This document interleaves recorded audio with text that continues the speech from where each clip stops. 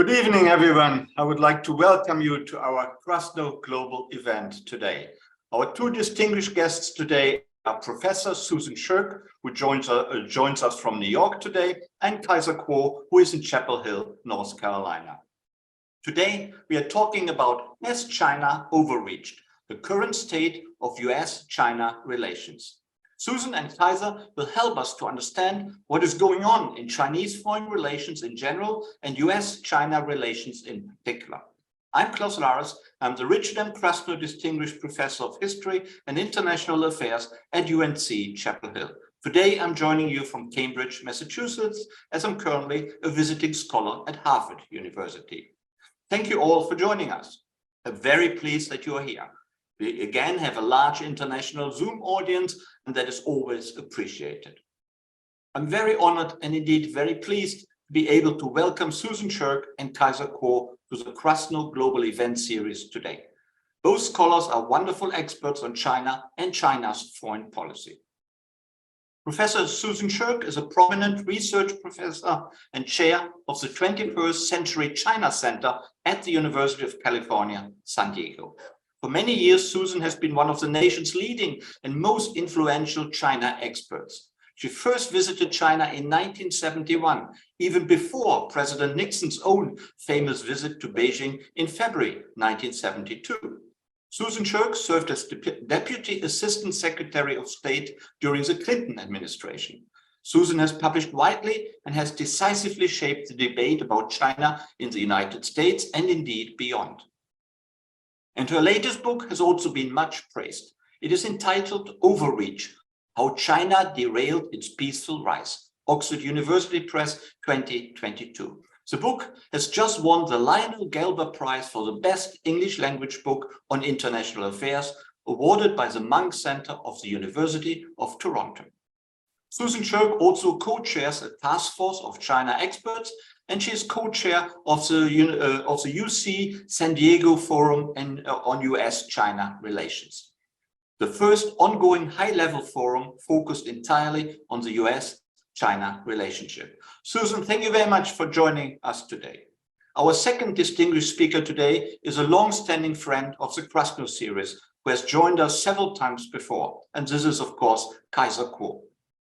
Kaiser is a prominent Chapel Hill-based China expert.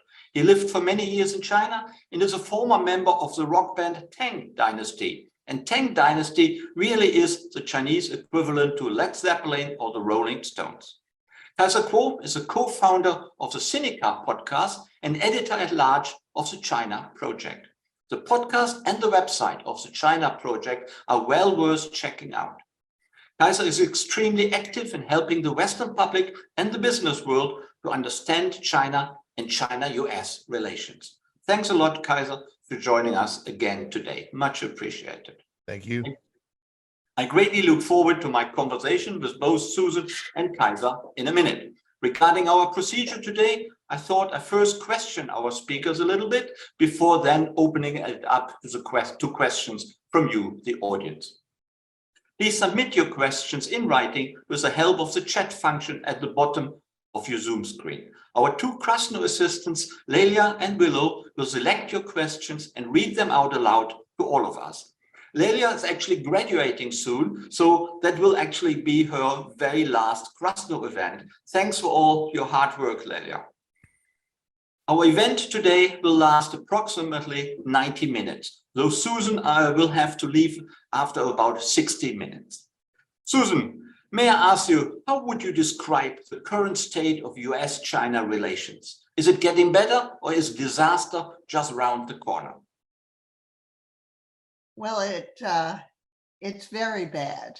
In summary, U.S.-China relations are worse than they've been in my memory since the time of the end of the Cold War and Mao's passing from the scene. Both China and America have looked like they've given up on one another. There's tremendous pessimism on both sides about whether or not U.S.-China relations can be improved.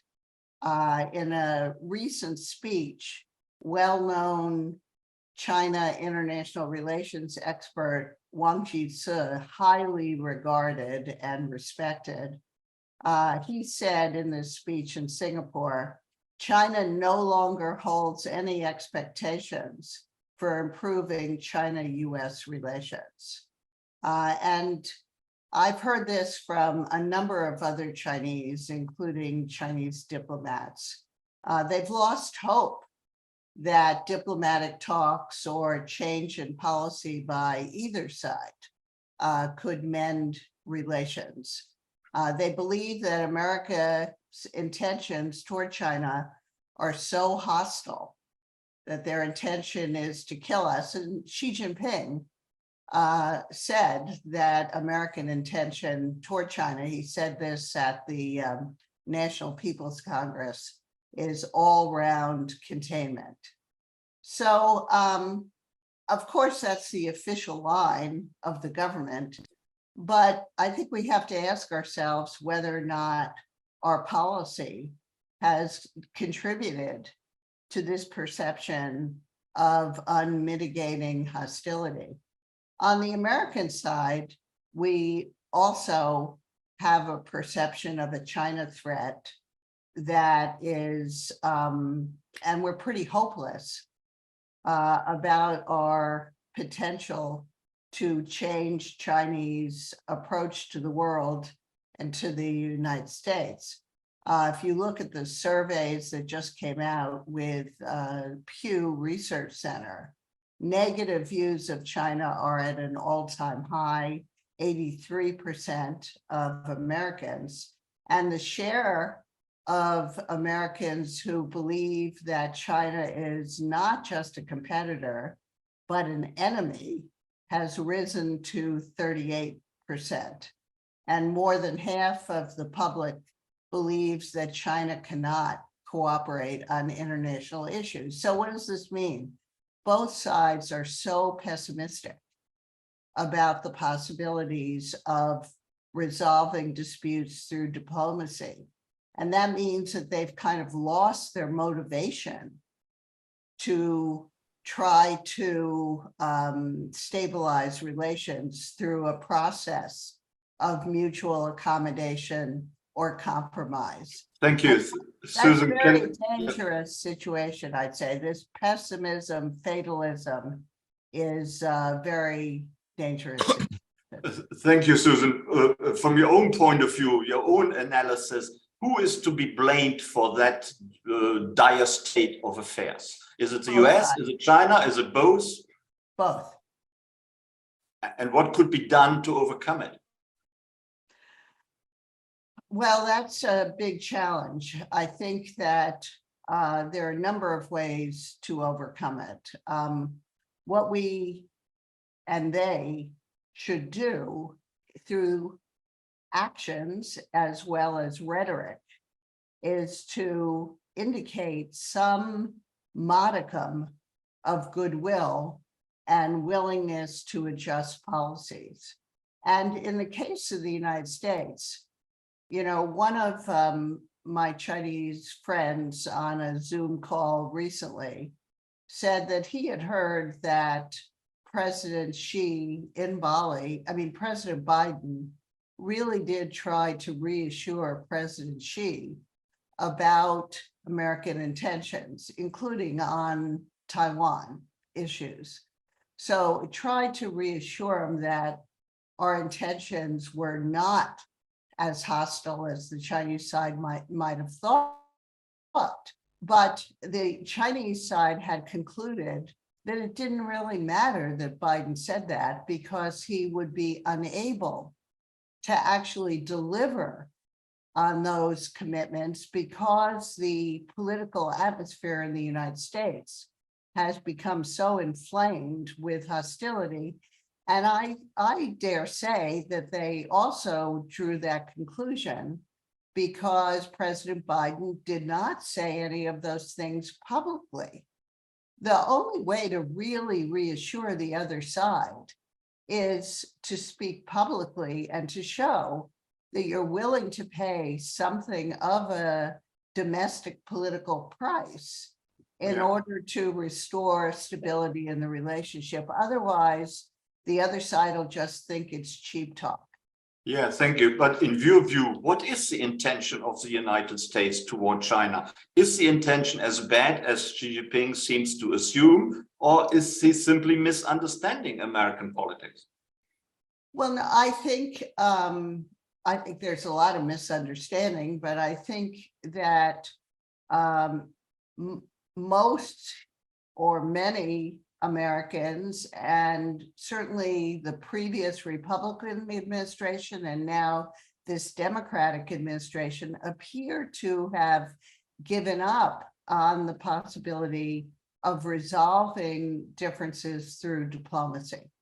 We've drawn conclusions about China's intentions that it represents such a threat, and that Xi Jinping's regime is so rigid, power is so concentrated, that they're bent on transforming the world order side by side with the Russians, who are, have created this war in Ukraine, so that we have drawn conclusions about the Chinese side and basically given up on the prospect of resolving differences diplomatically. So does that really mean disaster is unavoidable? I think it's largely true. It's largely true. I don't believe we've tested it adequately. But now, of course, the Biden administration has openly called for talks with the Chinese side. President Biden is trying to have a conversation on the telephone with President Xi, and it's quite remarkable that the White House has announced that publicly, and yet the Chinese side has refused. I mean, that is really rude, insulting, especially at a time that Xi is going to Moscow to cozy up to Putin in the way he did recently.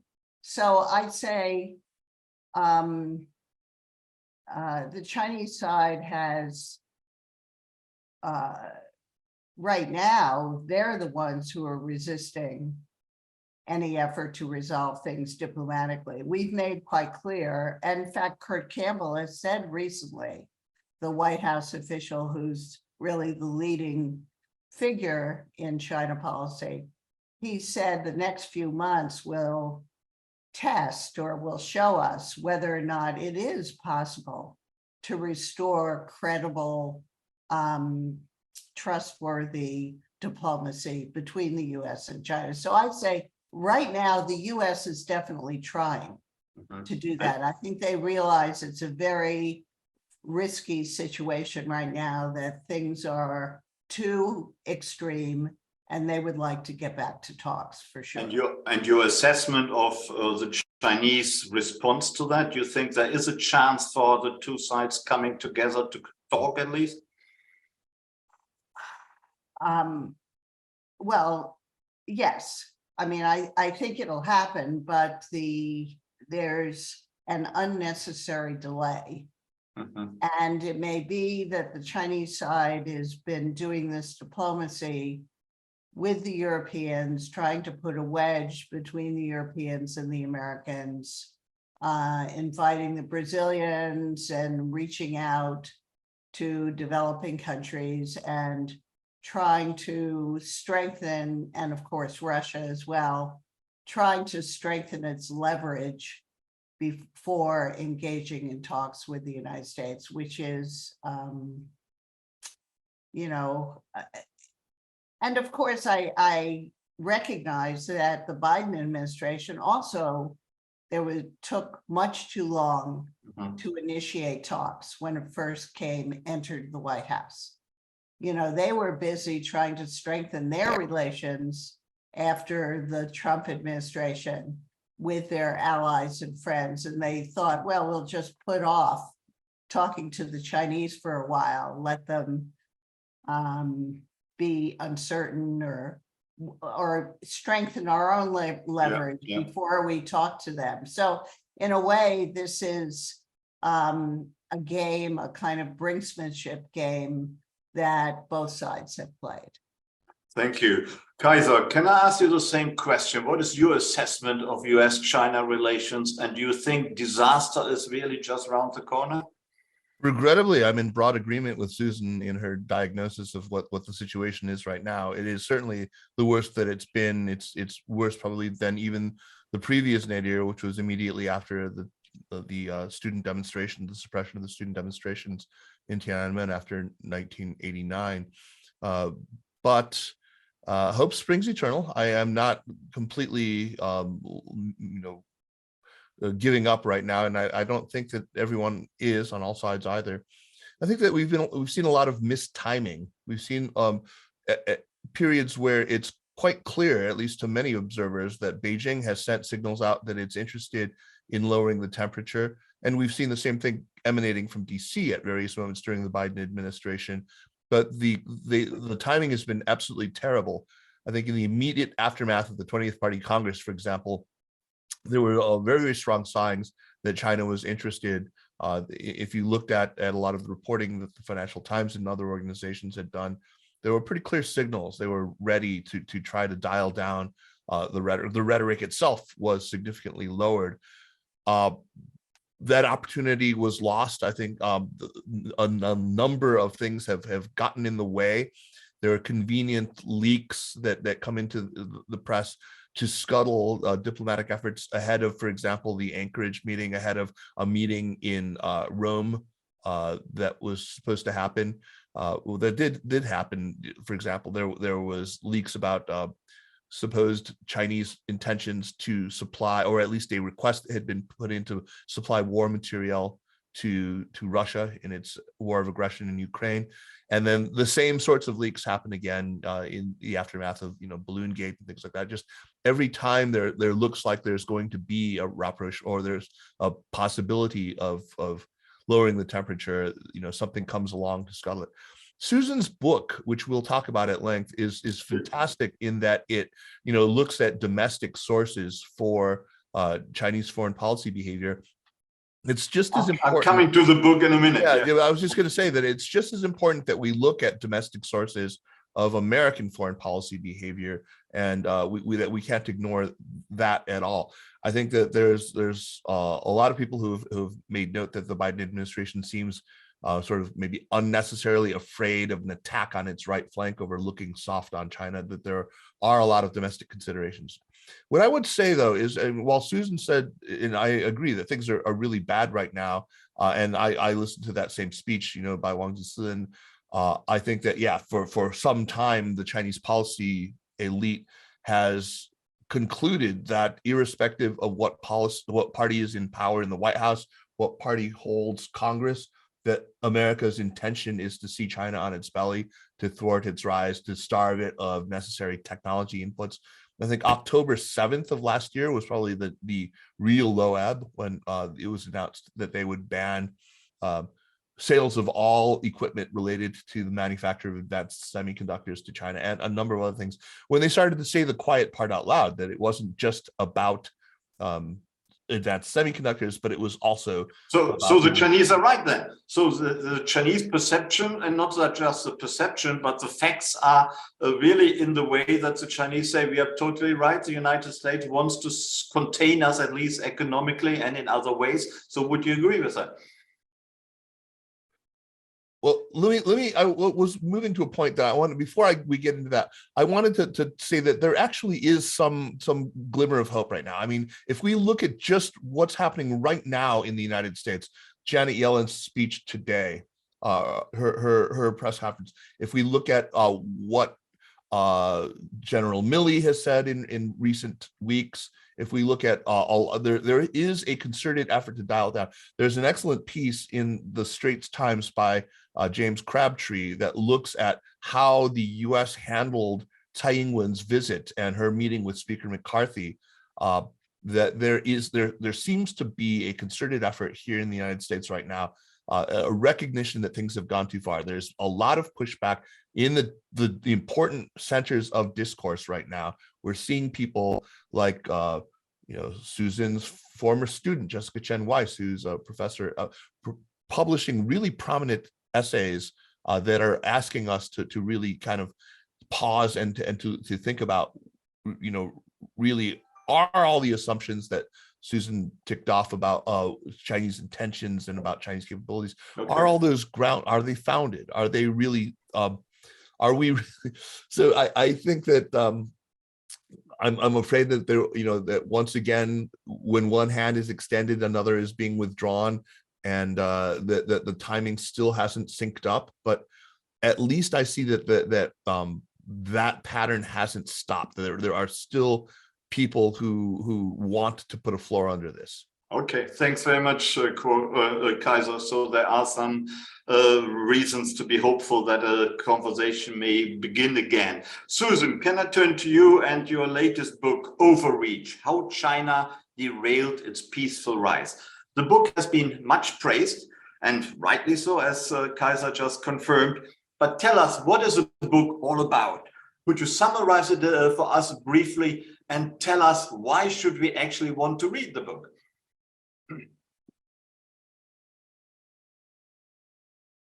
Sorry. Over to you. You seem to be muted. Great question.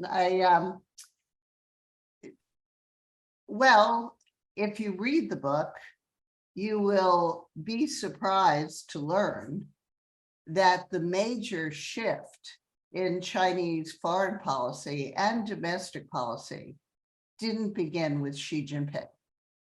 That's the first big surprise.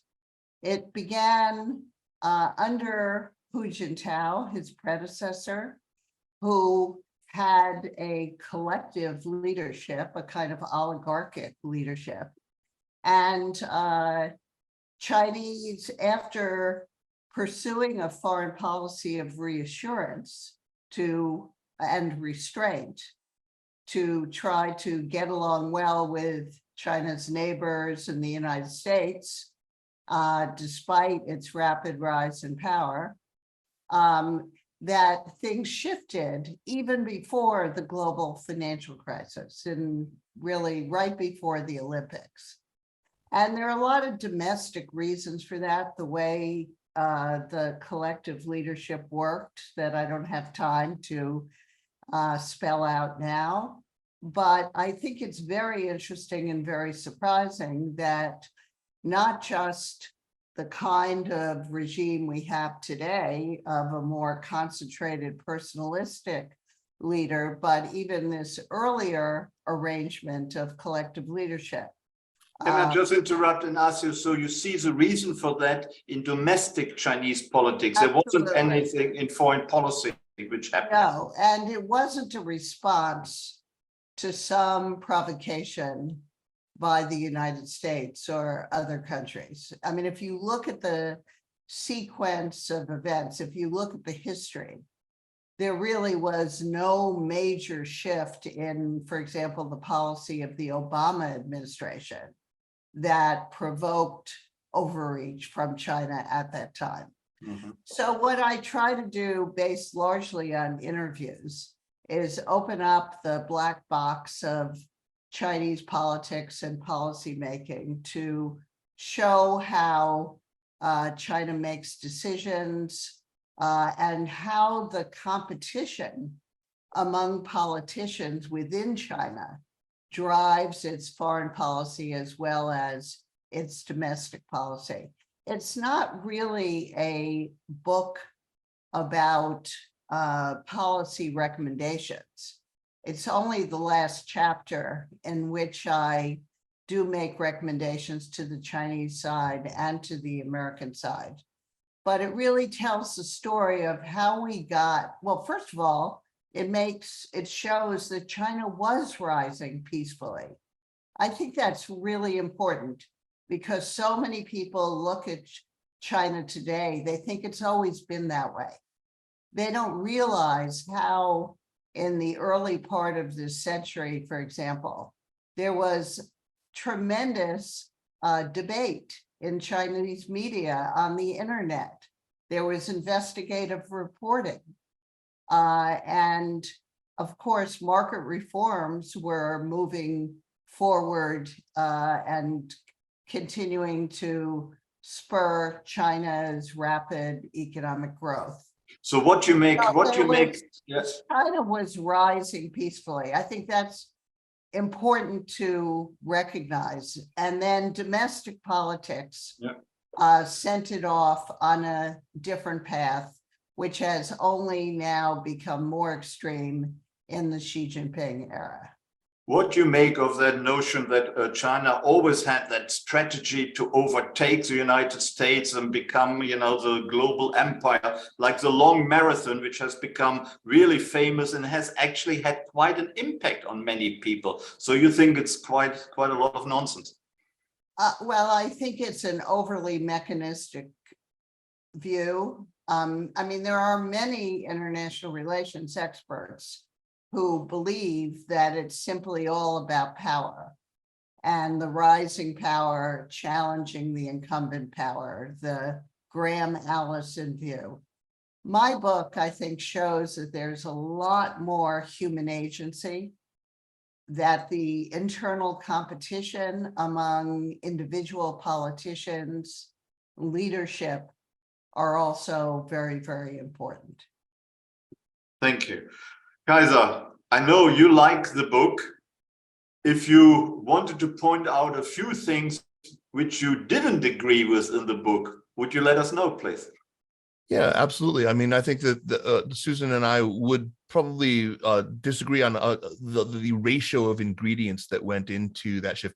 We would agree on when that shift became very clearly apparent. I mean, that I think Susan would agree that it was the 2008 to 2010 window, right in there, where China sort of leaves hide and bide behind when it becomes more internationally assertive and more domestically repressive. There's very little question to me. That's what, you know, I used to call it sort of the new truculence. It's not so new anymore, but that happened. But where I would part ways with Susan is that, well, she says that I would agree, there was no absolute policy shift on the part of the United States in the Obama administration during those early years. But there were things that happened in the run-up to Obama's election, and there were things in the composition of the team and in the weight that the United States began to put on certain values in its foreign policy that were perceived as threatening to China. So I agree with Susan that if we look at that period, especially after September 11th, all the way up until the eve of the Olympics, you would be really hard pressed to find anything that really significantly roiled the waters in the U.S. China relationship. There was Darfur, there were, you know, a couple of WTO cases about underwire broad dumping. There was poisoned dog food and some drywall imports that were problematic. And you had Chuck Schumer and Lindsey Graham perennially, you know, raging about Chinese currency manipulation. But, you know, that's pretty tame stuff compared to what we're up against today. Now, domestically in China during that same period, I think I lived there and I had the great pleasure of living there. And yeah, it was, I mean, there were new NGOs blossoming like mushrooms after a spring rain. There were new media outlets. It was really very loose and in the loosest sense, quite liberal. I mean, you had openly gay men's magazines being sold. You know, they're not pornographic or anything like that, but they were openly gay. Gay bars, you had a lot of tolerance in society. At the same time, though, as Susan points out, you had this corruption happening. But I think that she's put her finger on a really important thing. But there was another ingredient of it, which is, I think, that China looked out into the world and saw that things like the early stirrings of color revolution, things like the internet, the doctrine of internet freedom, they saw that as quite threatening. They understood that the push against internet censorship in China was quite potentially destabilizing. And when you had the op-eds reading, you know, you couldn't open a newspaper in 2008 without seeing an opinion article basically saying that freeing the internet would bring down authoritarian regimes all over the world, including in China. The other thing that happened was the glare, I think, of the Olympics. I think that we all talked about China's coming out party, but in the run up to the Olympics, a lot of organizations that had no airtime, that couldn't get notice, people who were working for example, Tibetan independence, were suddenly seizing the moment. They were seizing the fact that there were suddenly cameras turned toward China. And it was at exactly this moment that there were enough Chinese people who were aware of the discourse on China. They were interested in what the West was saying about China, now that they were talking about China so much. And they were very interested in the fact that, my God, they're reporting about us in ways that we don't recognize. It was all about human rights violations. And there was a lot of people-to-people clash in that time. And that really drove it. And then finally, I think we cannot understate the importance of the financial crisis, that Beijing really believed that the United States had bungled its handling. This is very much in Susan's book, by the way. Bungled its stewardship of the global economy, and that China was no longer going to be the eager pupil at the US's feet, and that it was ready to stretch its wings.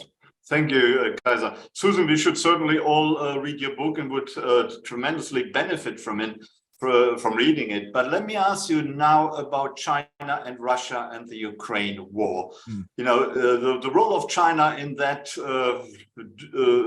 dubious relationship with Russia has been much criticized in the West. But Xi Jinping doesn't seem to have been impressed by any criticism. He seems to be moving even closer to Russia. There's even talk that the Chinese may come in and give lethal aid, as it was said, to Russia. How do you see the situation? Well, to me, this affinity that Xi Jinping feels for Vladimir Putin and his pro-Russian neutrality in the Russia's war of aggression against Ukraine is a pretty clear example of overreach. So overreach, I just want to clarify. The meaning of overreach is to take things too far, do things in an exaggerated manner, in a way that then snaps back to harm yourself. So what it means is China's overreaching in ways that are harming China. They're self-encircling China. They're isolating China from many other countries. So they're harming the economy. A lot of the crackdown on the private sector, harming the economy. But why would they do that? Why would they do that? Well, that's what I try to figure out in my book. And why they do that is, first of all, there's a leader who has centralized power.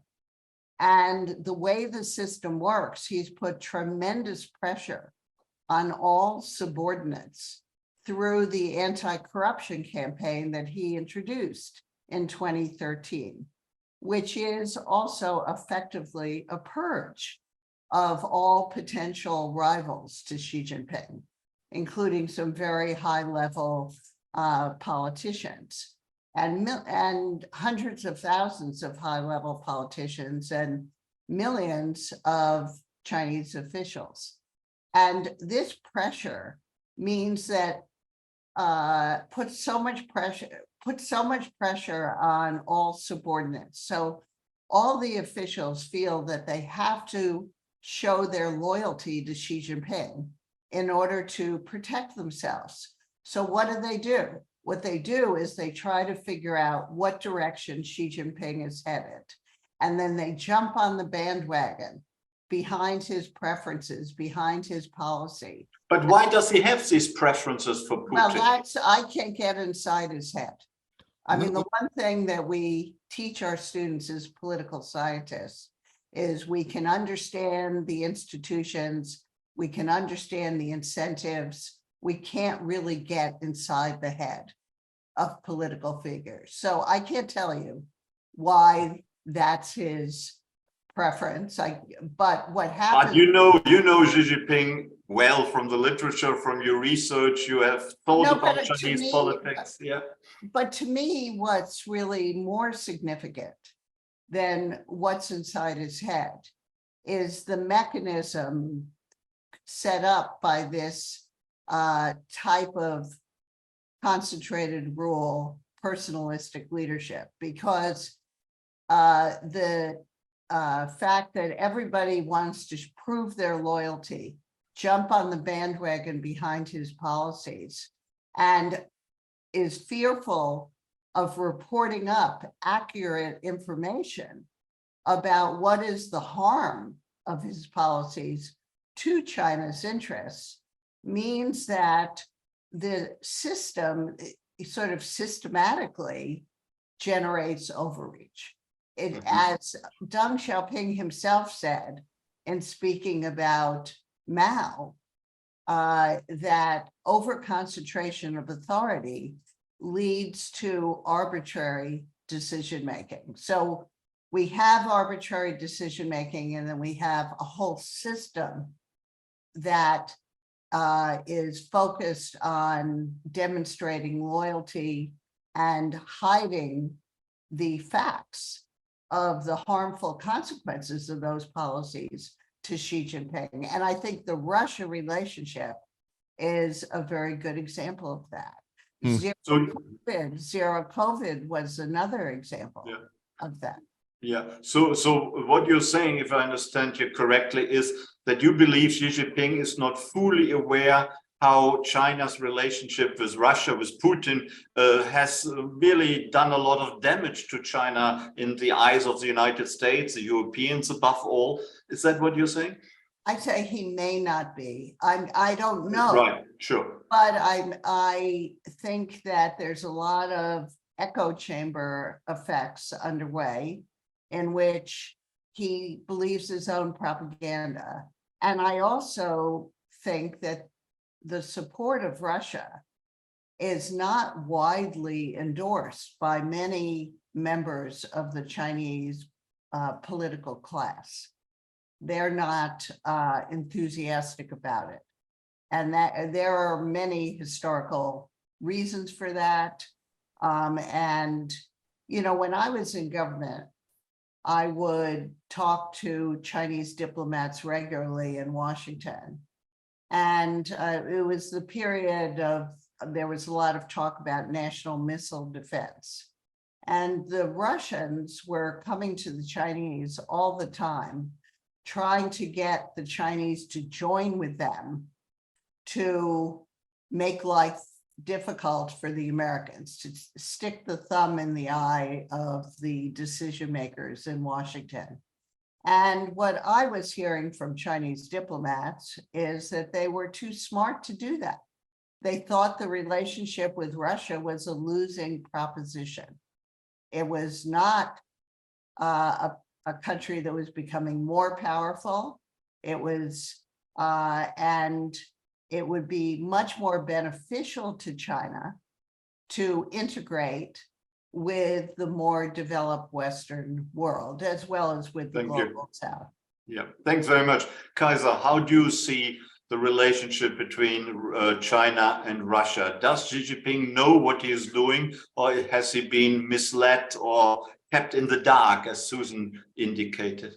So I don't think that we need to reduce it to the preferences of one individual leader in this case. I think that while Susan is correct that there are people who are in the Chinese strategic class who are very opposed to getting too close to Russia, on balance, I think that the attitude is that they need to huddle together for warmth. There's a Chinese expression, it's called that both of them feel very much on the outs right now, that they are being excluded. And I think there's no reasonable Chinese person who would look at the state of the relationship with the United States right now and not conclude that it is being deliberately kept on the outside, and that it sees absolutely no upside to throwing Vladimir under the bus, as it were. There's no upside in doing that right now. It's not like the United States or any of its allies have dangled substantial carrots. There's no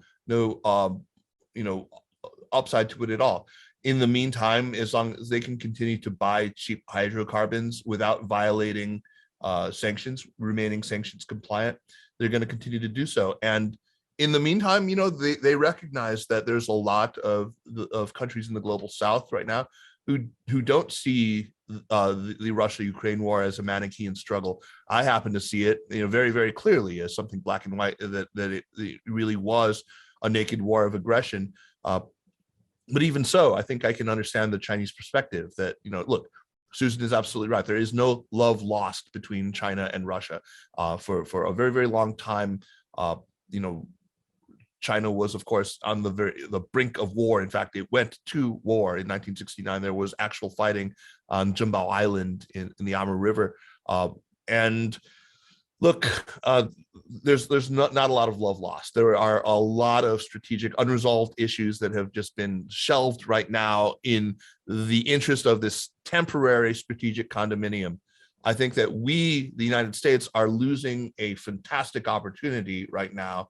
And we really ought to be thinking significantly more about what we can be doing to induce better behavior from China. And Susan said the same thing when I talked to her in October about her book, that we are not doing enough to try to bring China proactively onto the right side of this conflict.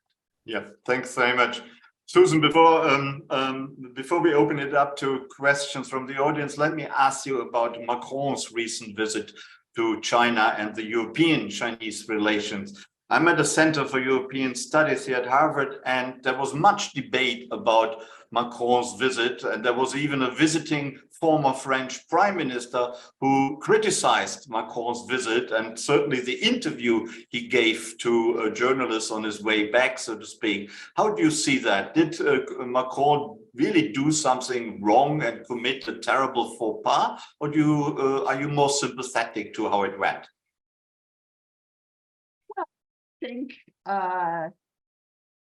it's good for European leaders to go to China and to meet with Xi Jinping. I think, I don't think it's in American interest to have bad relations between China and Europe at all. I think, I certainly don't think the United States should be viewed as the spoiler here, trying to interfere with those relations. But I think Macron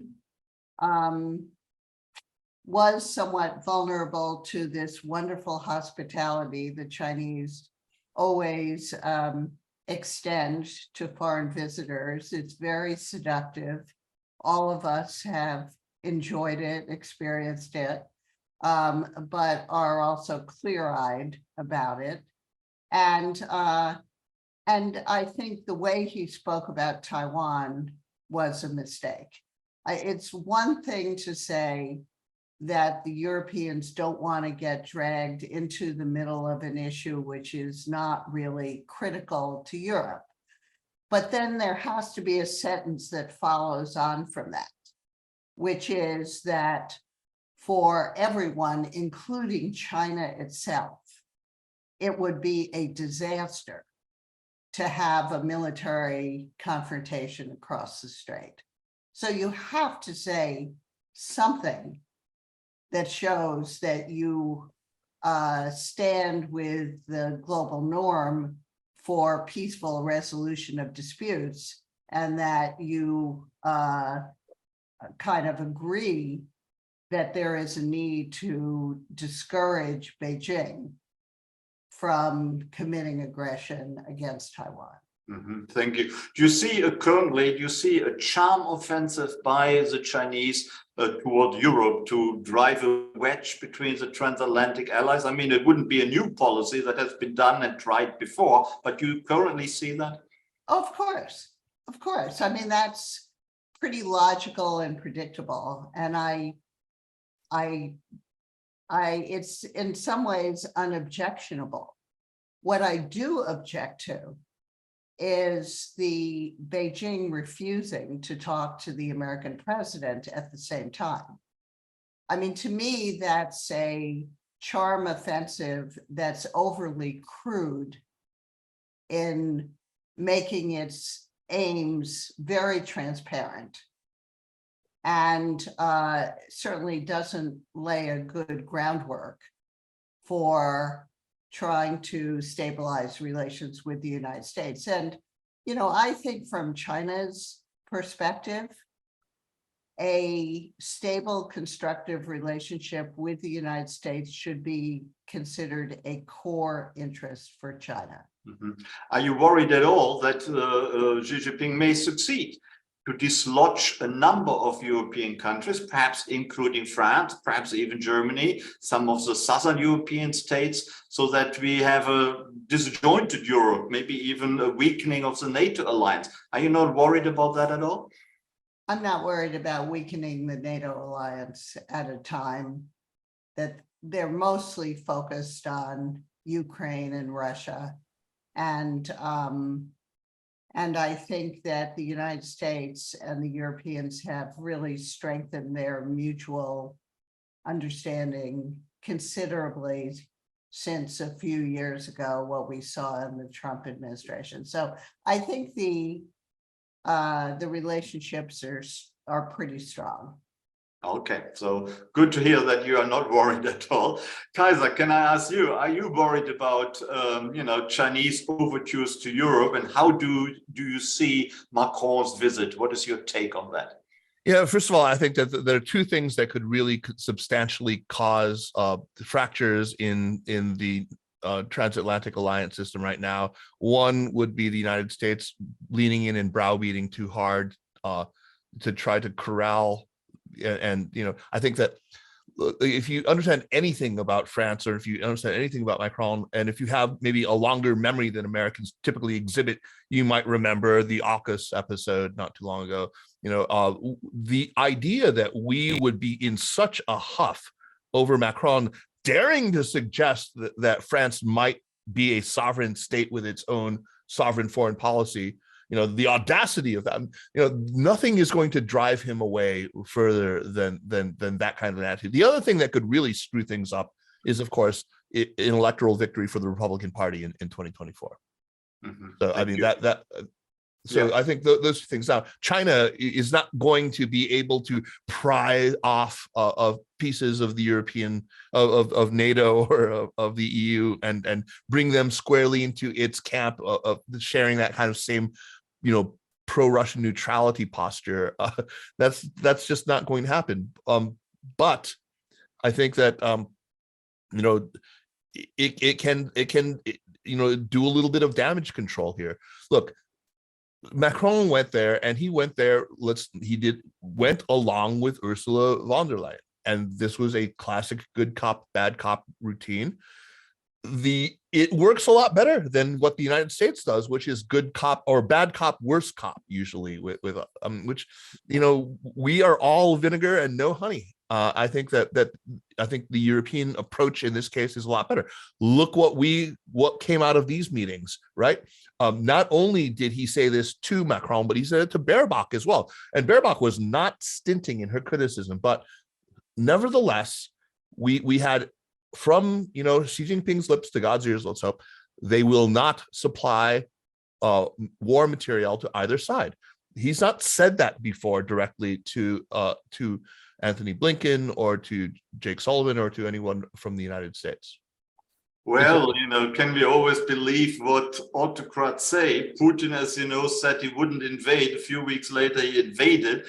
All these public declarations can be believed or they can be doubted. Yeah, I mean, but we trust China to do at least what's mostly in its best interest. And it's clearly not in the Chinese best interest to supply war material to Russia. Look, well, you could argue, sorry to interrupt, you could argue it's not in China's evidence. No, let me just, you could argue it's not in China's best interest to say and not condemn the war and to side with Russia in a sort of... But I don't think that's true. I think actually it is in China's best interest to try to preserve decent relations with a power that it knows is going to be around, irrespective of whether it's Putin leading it or not, irrespective of the outcome of the war. It's being a little more realistic than we are. I mean, are we seriously imagining that somehow a defeat in Ukraine will take Russia off the map, that it simply will no longer be a power that we need? They need to we need to think a little more, beyond this conflict, as horrible and tragic as it is. I think it's not sensible to only think about near-term war aims and not about the world as it will be post-war, whatever the war's. All right, Xi Jinping is doing that, you say. What about Scholz's visit?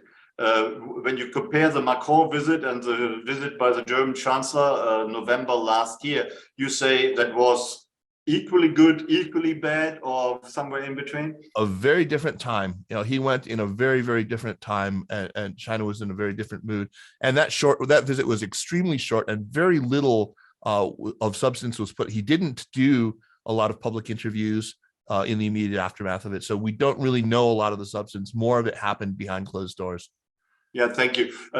Susan, how do you see Chancellor Scholz's visit last November? Was it more productive or less productive from your point of view? My memory is too short. Okay, thank you very much. I think we should now open it up to questions from the audience. They are impatiently waiting. We have plenty of questions lined up already. Can I ask Willow to ask the first question, please? And please make it succinct and short so that we have good, succinct questions. Sure, yeah. So the first question is from William Raffone. So China right now is facing a demographic crisis due to the legacy of the 1 and 2 child policies.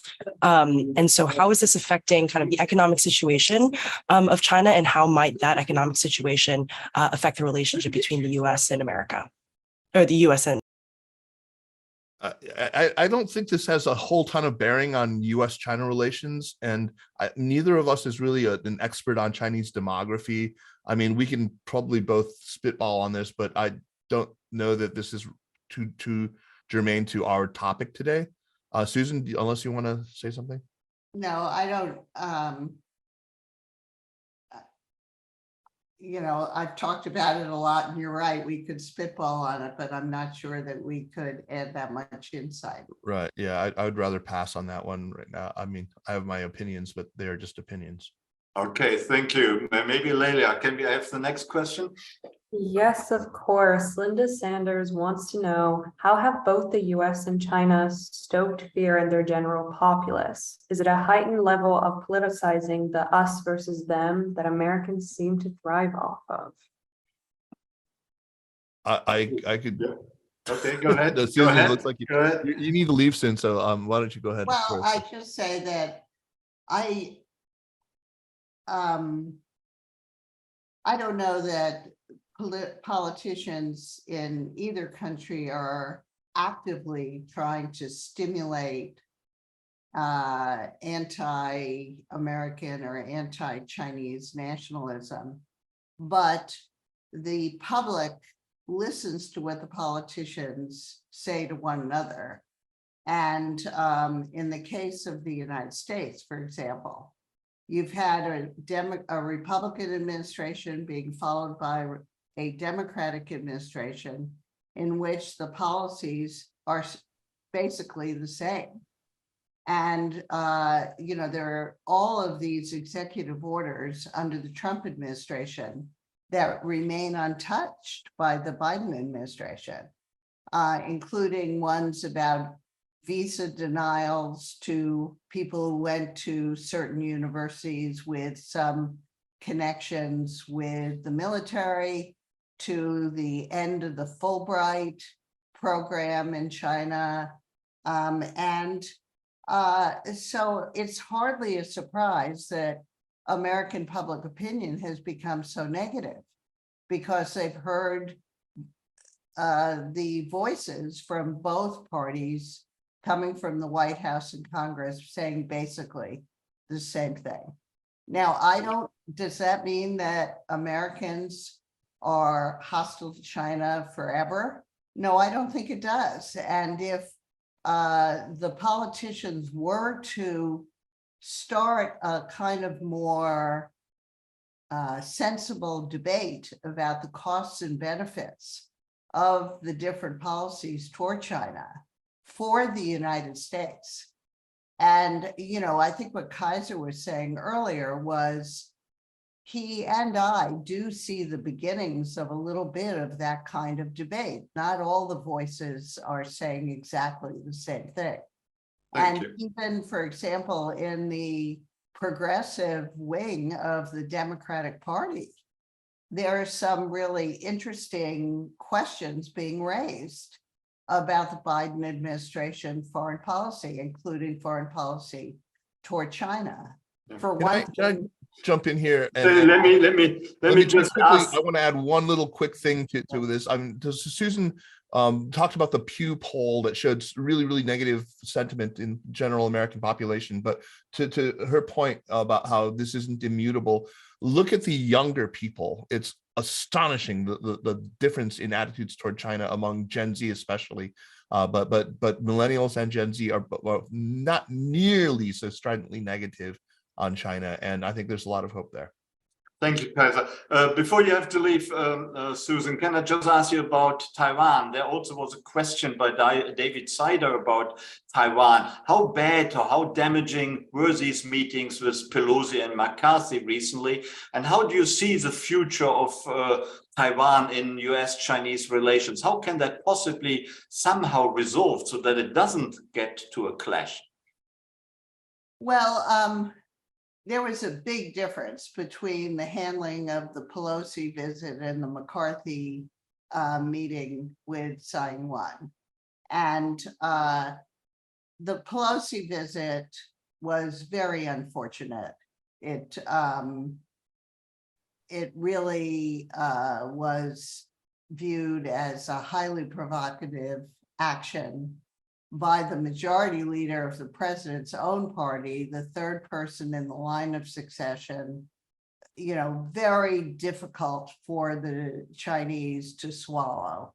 And they therefore took advantage of it to launch these military exercises surrounding the island of Taiwan in a kind of dry run for what could be a very dangerous military operation.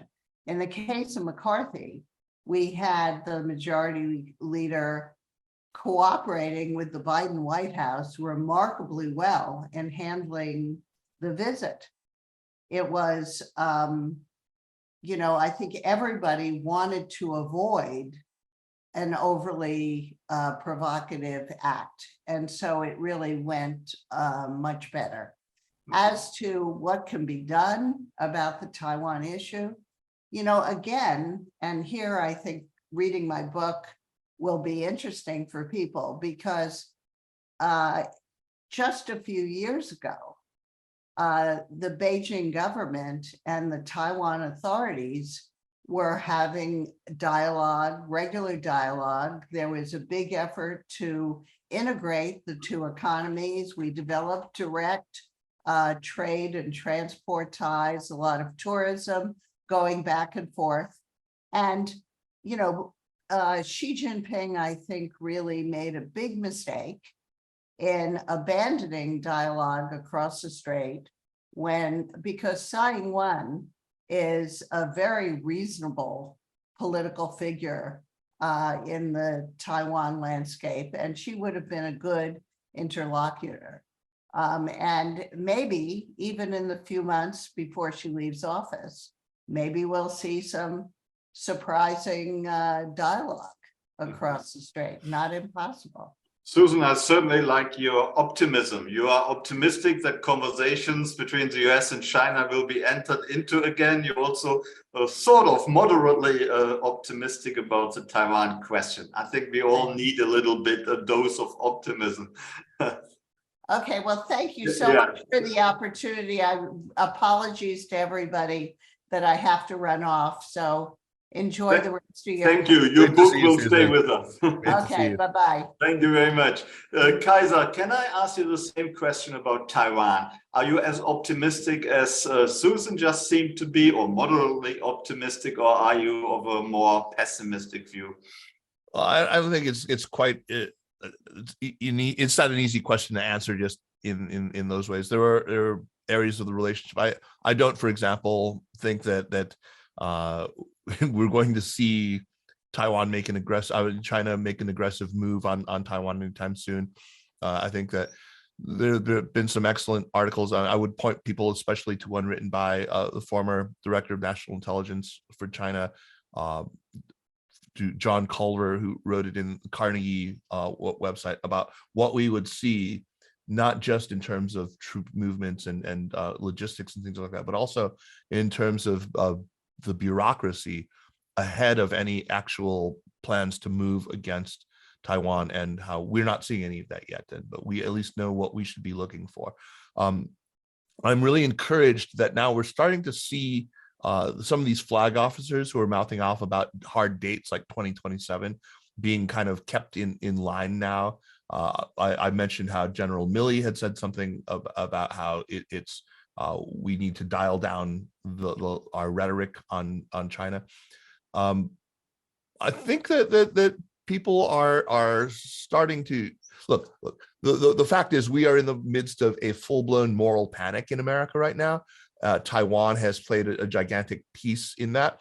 Part of the reason for that, I think, is, and here the blame might be laid at Beijing's feet, because where the journalists are often determines what the story is. And right now, so many of our leading journalists who were reporting from their bylines were in Beijing and in Shanghai and on mainland China are now relocated to Taiwan, and naturally they've reported more on Taiwan. It's more in the public eye, happening at a time when we're suddenly very, very aware of the importance of Taiwan, the centrality of Taiwan to the semiconductor supply chain. So there's a confluence of a lot of things that make us think that Taiwan is a gigantic looming threat.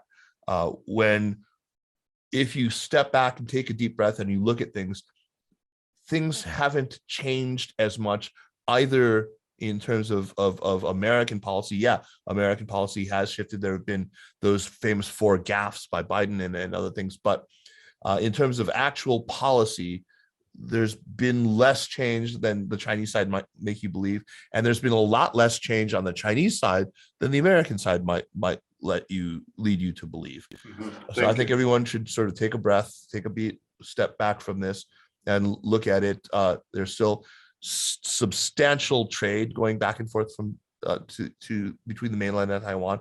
There's still a large number of Taiwan citizens, residents who are living on the mainland and doing business on the mainland. Thank you. Thank you. So you're moderately optimistic too. Willow, can I ask you for the next question, please? Yeah, Stuart Kaplan asks, do recent American protectionist policies, which disadvantage both China and Europe, serve to facilitate joint European and Chinese trade responses? Yeah, absolutely. No, that's a very good question. I think that one of the most foolish things that we've done, and Susan alluded to this, is we've kept in place so many of the Trump era tariffs. And they are, again, not only on China, but also, we had steel and aluminum tariffs on the same allies that we are insisting remain in our corner, and not defect, not say nice things to the Chinese, and whose support we absolutely need in prosecuting this war in Ukraine, right? So look, I don't understand why we haven't moved on that. Things in the Inflation Reduction Act that our allies are not happy about. This new kind of push for American industrial policy, for basically a lot of subsidization of American industry and protectionist policies. This doesn't sit well with all of our allies. And of course, it's going to be, look, all of our allies have as one of their biggest trade partners China, right? So I think it just makes some sense. But again, we're now seeing Janet Yellen at Treasury. I think I would suggest everybody look at the readout of her speech, and I think there's a lot of language in there that gives me some comfort. Yeah, thank you. And Leila, please, the next question. Of course. Caroline Prout wants to know, what would a good relationship between China and the U.S. actually look like? Would it look like a return to the Nixon era or something new? Not for the next scenario. I think a good relationship between China and the United States would look like it did in the post-September 11th period for the next 6 or 7 years. I talked about that. I honestly think that often when it comes to China, we can do a lot more by doing a lot less. What I've concluded just from my close observations of China is that China behaves less aggressively internationally and less repressive domestically when it does not feel it is in the American crosshairs, when it doesn't feel like America is constantly casting aspersions on the fundamental political legitimacy of its system, when it feels like America is not trying to undermine it internationally, when it feels like China, the United States is not trying to starve it of technology inputs. So I think that the results that most Americans, I think, want to see, that is a China that is more tolerant, that is less internationally assertive or aggressive, that is, more participatory, more deliberative, more plural, if not actually plural, but leaning in that direction, more liberal. We get that when we are less proactive in policy toward China. Thank you. Let me just bring in the Middle East. And we were all surprised by the deal mediated by China between Saudi Arabia and Iran. Did you personally expect it? Did you have any ideas that that might happen?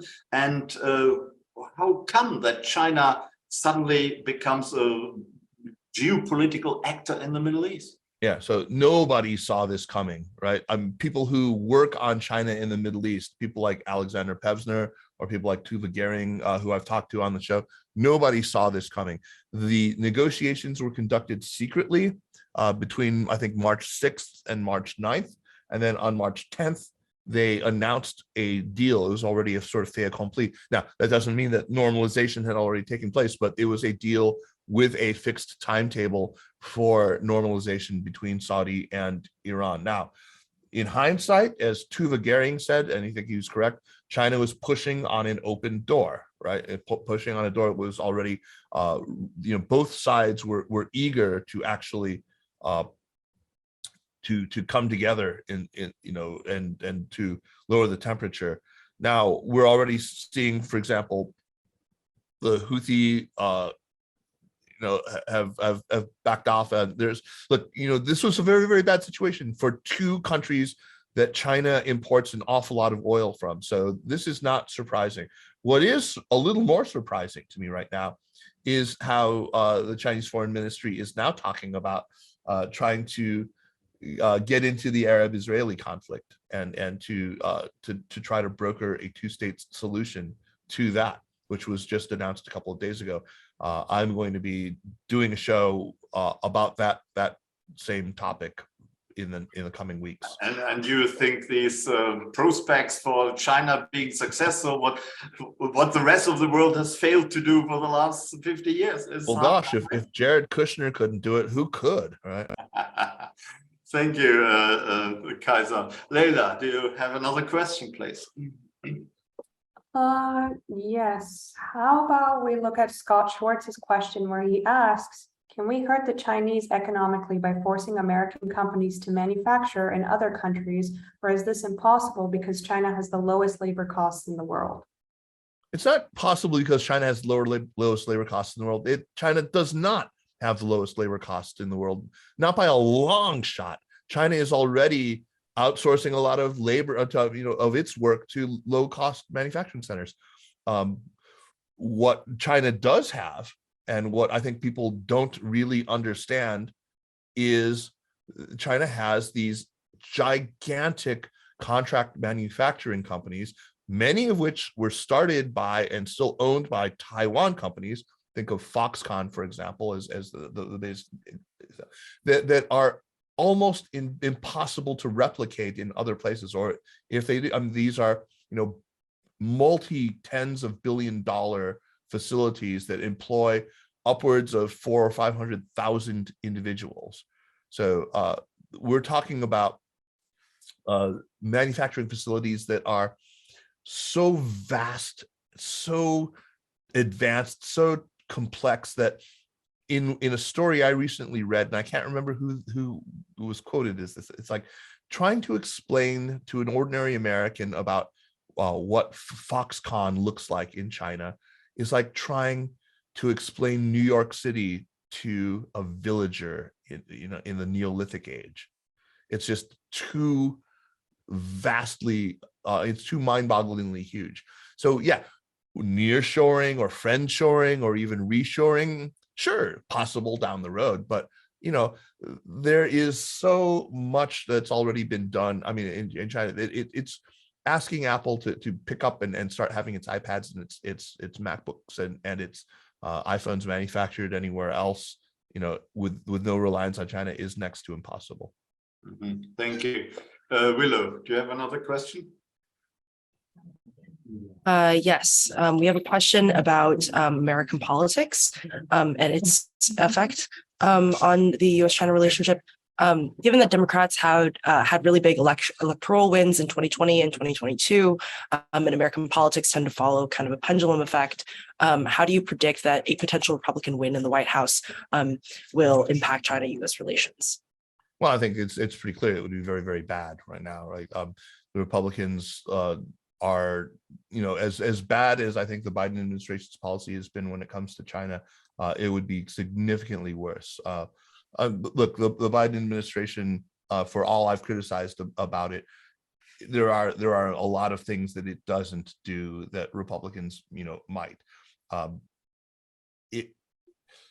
There's still a level of civility. There isn't the sort of gratuitous insults. There isn't the completely nutso irresponsibility, and it is at least multilateral. At least there is this effort to gain the consensus of our important allies and partners, not just in the region but around the world.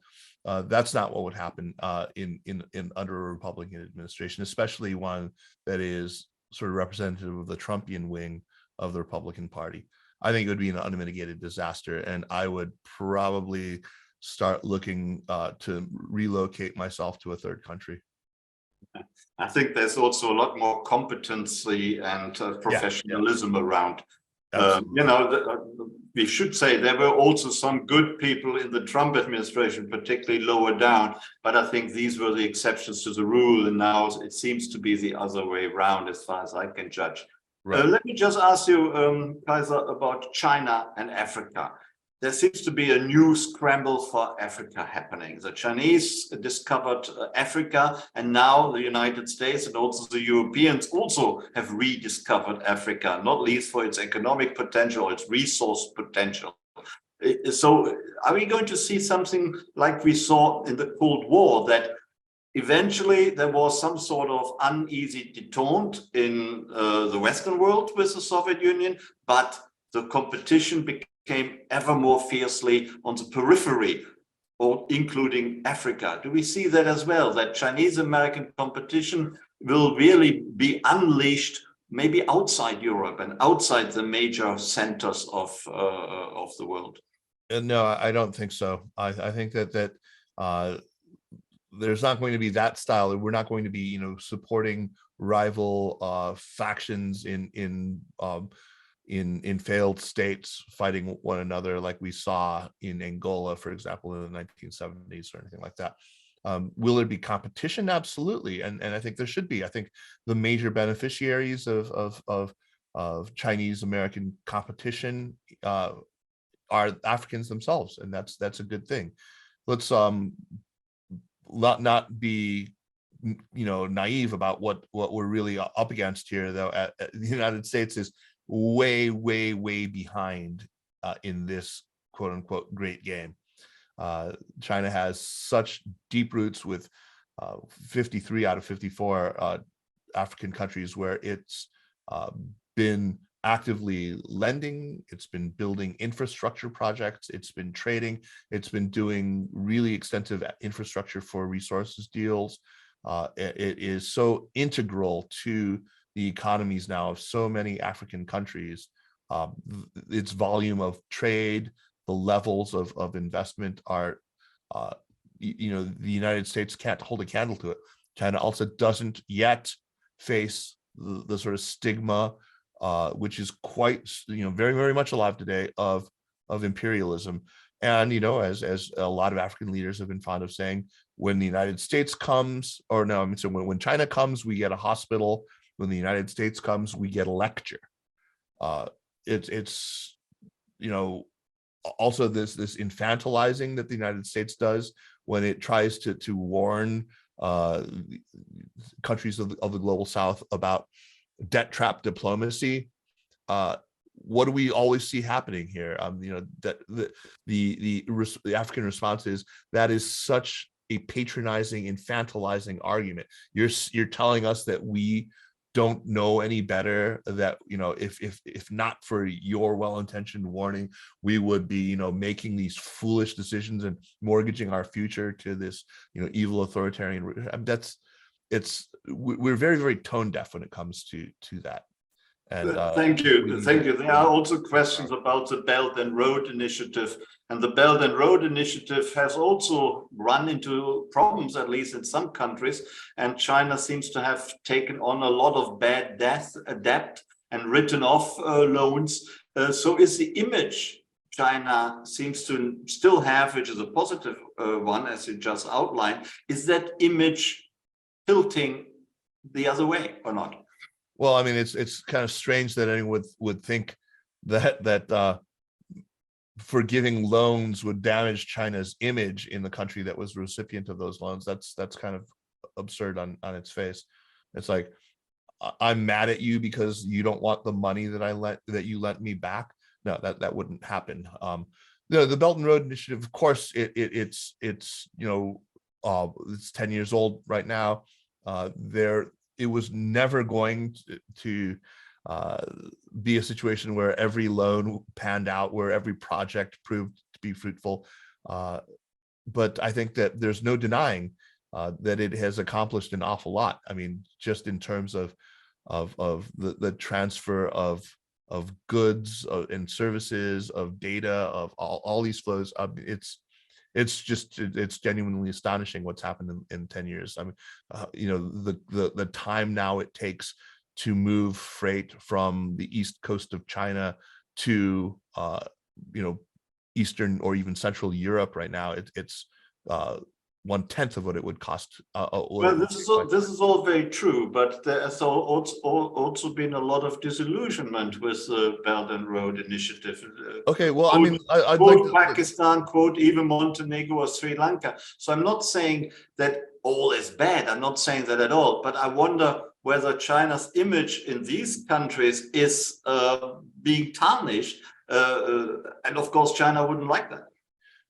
Well, sure. No, I mean, like I said, I mean, not everyone is panned out. And I think that though, for every, Hambantota port that you can point to, or look, I'm not sure what we're talking about in Pakistan. I mean, part of the problem is it's Chinese disillusionment with what's happening in after all these attacks by Baluchis. There's a lot of worry about that. I think that China has to learn a lot of hard lessons about its ability or inability to provide security on some of these projects, and of course, yeah. But I think that there's a danger in the American narrative on Belt and Road where we really do we wait for those stumbles so that we can laugh, we can jeer at that, but and we really do have this sort of hope that this initiative fails. And that is not a constructive thing. This started all the way back with AIIB, when the Asian Infrastructure Investment Bank started, when key officials of the Obama administration went around trying to dissuade other countries from signing on. How's that worked out, right? How did that work out at the time? And now we're looking at AIIB, which is a very high quality lending institution that's done a lot of important infrastructure projects, including in India. Most of the projects actually, or the plurality of projects, have gone to India. So I don't know. I mean, I think that I take a lot of this. I think it needs to be put in perspective. There's a lot of motivated reasoning in the way that we talk about Belt and Road projects. Okay, thank you. Lelia, do you have another question? Yes, Yoni Taye is asking, what are likely to be the economic and geopolitical implications of several countries agreeing to officially formalize trade in the Chinese yuan, like Brazil, Russia, Iraq, etc.? Yeah, I think that we shouldn't hold our breath and imagine that the yuan is going to displace the dollar in any meaningful way. Look, China has been, of course, it wants to do this. The way that it usually does this is that it will agree to fund projects and things like that in yuan, with the understanding that the yuan that's then deposited overseas will come back to China, as payment for goods and things like that, as loan repayments or whatever. I mean, they want to start up a trade in it, but it's not in danger. The dollar's reign is not in any immediate danger right now. I'm not an expert in this by any stretch of the imagination, but I would refer you to a really good a podcast episode that I did with people who have studied this very carefully. The Diana Olive, I believe was her name, and Dinny McMahon on my program. Okay, thank you. Willow, please. Do we have another question? Yes, we do. We have a question from Brian Killef. China seems to be irresistibly ascendant, and all these U.S. measures to restrain China would seem to be a delusionary goal. The U.S. seems to be resisting its inevitable slide from global supremacy. I would perhaps add, should it resist this slide? Or I might even speculate that the U.S. is attempting to reimagine itself as a global superpower on a different dimension. Is this true? Yeah, so I think that this gets at the very heart of the question here is, can we make room for China? Is it within the American realm of possibility that we can imagine ourselves making room for China? Can we accept that another power with a pretty wildly different system of government, with an ideology that's very much at odds with ours, can we do that? I'm not sure that we can. I think that that this cuts to the real heart of the issue here when it comes to China. I don't think that we're good at that sort of thing. We've gotten quite used to this sort of monopolar moment, this unipolar moment. Look at our reaction even when to Emmanuel Macron. We bristle at the very idea that anyone would dare to assert sovereignty apart from the United States. It doesn't bode well. But I think that's the real question that we need to be asking ourselves. And it's simply not possible that we can decouple, because we are two integrated systems. This is not like the Cold War. We are not an extra systemic rivalry here. We're not a rivalry between two separate systems.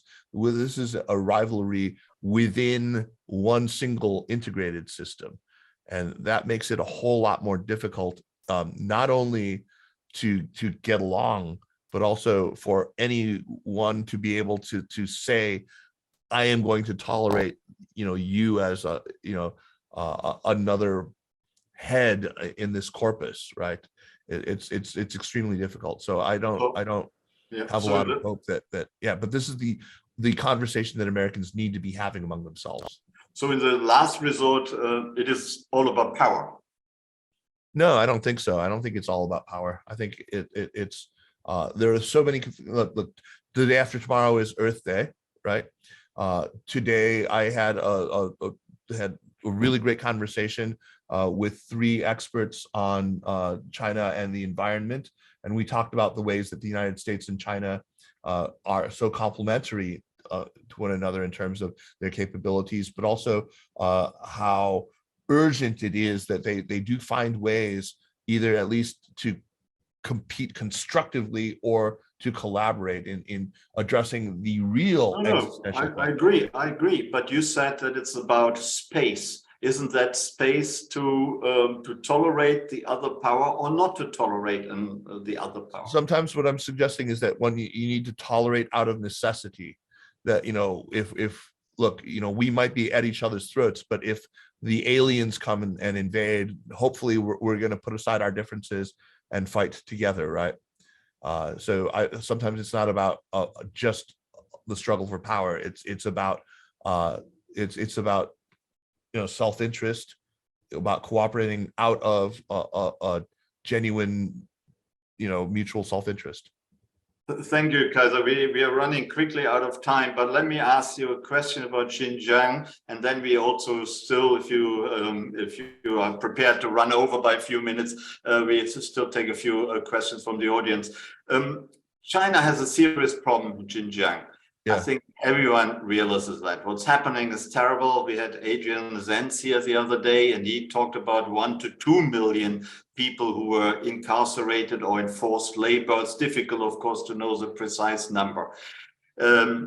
Explain to us why China seems to find that necessary. And secondly, doesn't the leadership in Beijing not realize how damaging that is to the image of China, of its relationship with particularly, of course, the Western world, and that it would help a lot relations if that problem could be eliminated at all?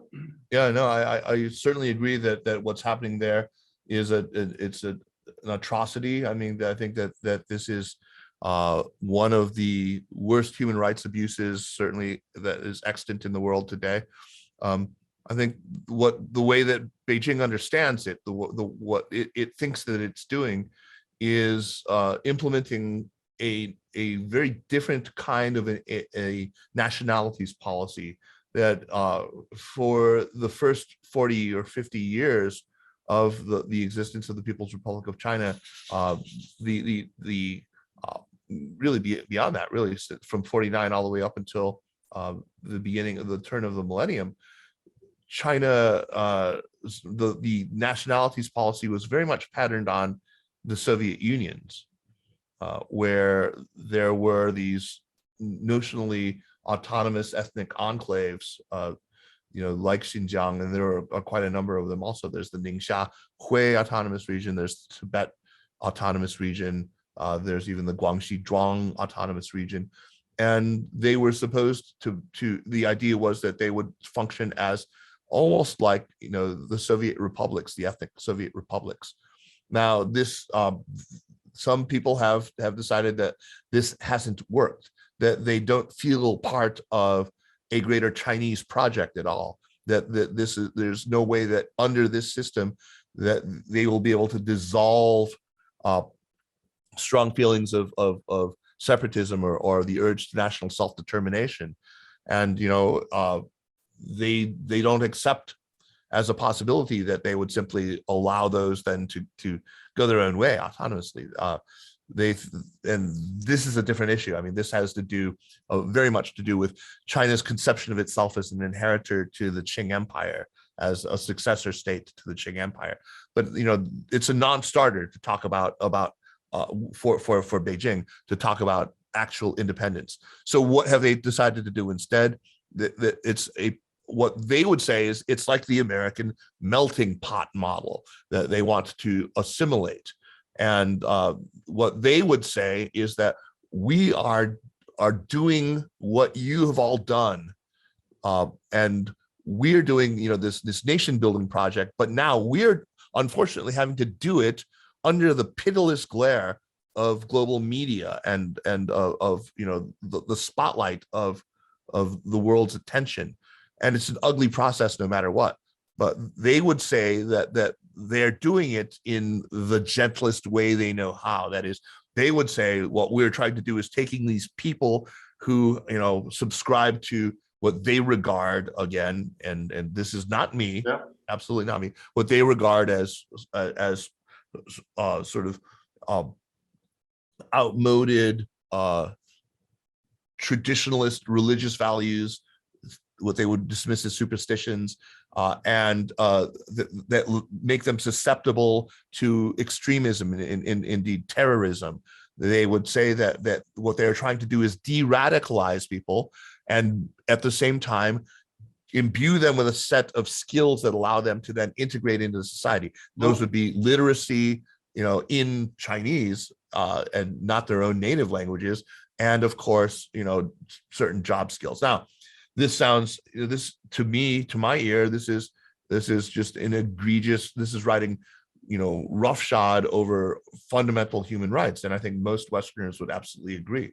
But that they believe that these eggs need to be broken to make the eventual national omelet. And they don't care about the image they portray in the Western world. So they take some comfort in knowing that if you look at the Islamic world, which you would think would be up in arms over it, they hear almost nothing. Right? There's been no censure, no criticism from most of the countries of the Islamic world. Initially, Erdogan was very critical, but even that has quieted, right? Mm-hmm. And do you believe that is will go on forever, or there will be an No, I think that, I mean, I don't know how up to date Adrian Zen's talk was, but it now appears that most of the large scale camps have actually been shut, and they've moved people back. There are a lot of people still under extra legal incarceration. No way has this problem been solved or anything like that. But I think that China at this point is going to kind of declare victory and go home. They're going to basically say that it's done. We've completed this project now, and hope that the world sort of simply forgets. Like now, Putin will do in Ukraine. Yeah, except that let's keep in mind, I think that murder and killing is on a different order of moral repugnance than even incarceration. Okay, I think that we have not seen systematic killing. Now, there are plenty of well-attested cases of sexual abuse, of things like that. In any situation where there is sort of where there's a hierarchical situation, where there's coercion, where there are large numbers of females under these are horrible things, and they will happen, and those things should be pointed out and called out. But I would be very happy to call this a crime against humanity, very happy to, not happy, but I will be very willing to call it. But I think that when we use the word genocide, as technically correct as it might be, that it is a form of cultural genocide, that is our highest caliber ammunition. That is rhetorically the most severe thing that we can say. And that maybe we should consider reserving the use of that for instances where we actually do see large scale mass mechanized murder. Kaiser, thank you. Willow, one final question for you, and then also one final question from Leila. So we have a lot of questions about this, but we heard in a previous Krasno series that there might be a major military clash between the U.S. and China in the next 30 years. Do you think this is likely or possible? To what extent do you think this might be a full-on boots on the ground kind of warfare, or if it might have another form? So I would say that I've never felt it was more possible, but still the likelihood to me seems very, very small. Look, we stared down nuclear annihilation during a Cold War that lasted from really, 1947 all the way up until 1991. And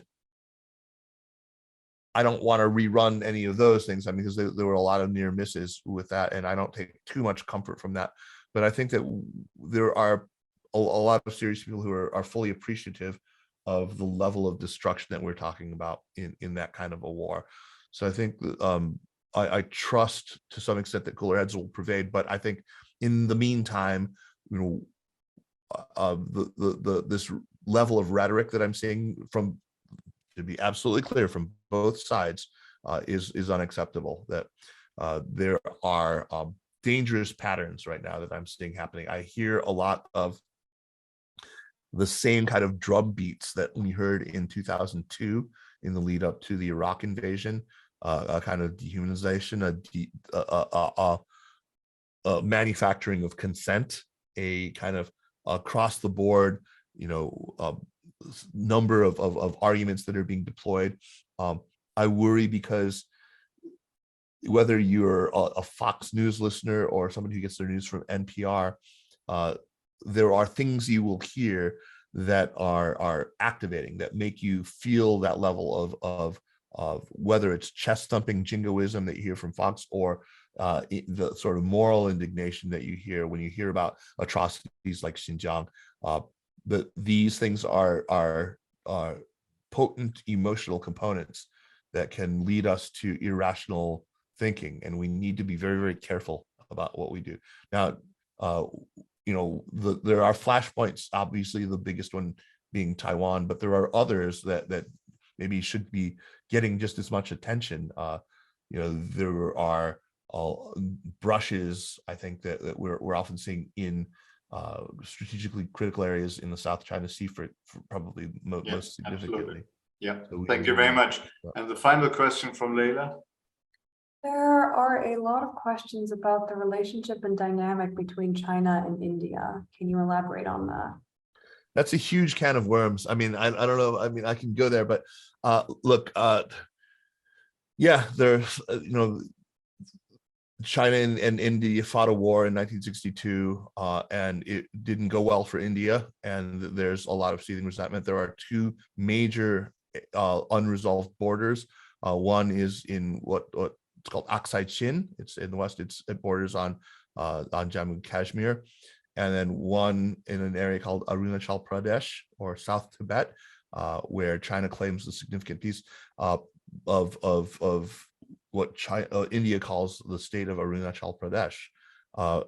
There is a history of clashes that have happened in the Galwan Valley. Just 2 summers ago, we saw a number of deaths of probably both Chinese and Indian, but certainly at least reported Indians who in a bloody fight involving clubs and rocks and blunt weapons. So far, no gunfire, and that's true, but there are also very, very many issues right now that complicate things. There are over 150 Chinese apps that are blocked in India right now, that are banned in India. So far, China hasn't really retaliated too badly in that regard, but gosh, so I think we have to have a special session on China and India at some I recommend stage. some really good people to bring on to talk about that. The most recent thing, I think that I very recently we learned that there were 2 Indian reporters who were denied visas after this was supposedly in retaliation for Chinese reporters who had been either expelled from India or something. But among them is a very good friend of mine, a guy named Anand Krishnan, who was a reporter for the Hindu. We are happy to invite him. Yeah, and he is a fantastic speaker. He would be great. Thank you very much. Thank you, Klaus. Kaiser, you did a great job giving us many insights, debating with us, and of course Susan Shirk was also a great contributor, and we discussed her book intensively. Thank you very much for everyone who is listening. I would particularly like to thank Leila, because she will leave us going out into the world after graduation. Willow, of course, she will stay with us for next year. However, this is our last Krasno event for this semester, certainly. And therefore, thank you very much to our audience for being so loyal and for keeping on and staying with us until the bitter end tonight. And as always, we will put this video onto our YouTube channel. There are many other videos on the YouTube channel, so you can watch during the summer when we are not with you. You can watch our previous events as often as you like, and I hope you will actually do that. For tonight, thank you very much for joining us. Thanks again to Kaiser and Susan, and to Leila and Willow, and I'll see you again, hopefully in the not too distant future. Good night. Good night. Thanks. Bye. Bye.